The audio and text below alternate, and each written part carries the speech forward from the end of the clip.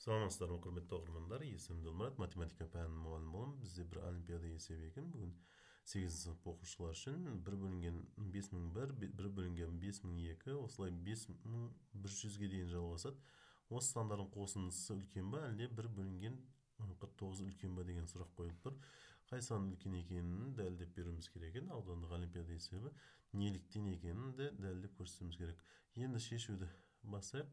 Шығару жолы, мысалы, 1 бөлінген 5001-ді кіші деп айтуға болады. 4900-ден 1 бөлінген 4900-ден 502-ді де жазуға болады. 1 бөлінген 4900-ден кіші деп. Осылай жазайық. Ең соңғысы 1 бөлінген 5100-іміз де кіші болады 1 бөлінген 4900-ден. Және теңсіздіктің сол жағын қосатын болсақ, бізге қажетті қосынды.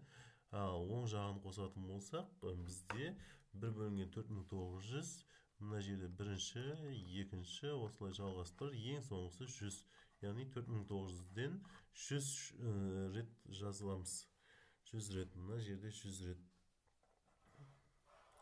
100 рет.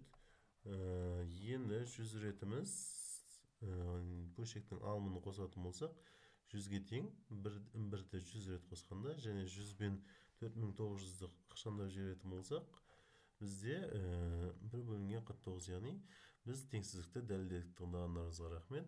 Сұрақтар болса комментарийде күтемін. Ұнаса лайк басып, ұнамаса дизлайк видеоға бағалап отырайық. Рахмет.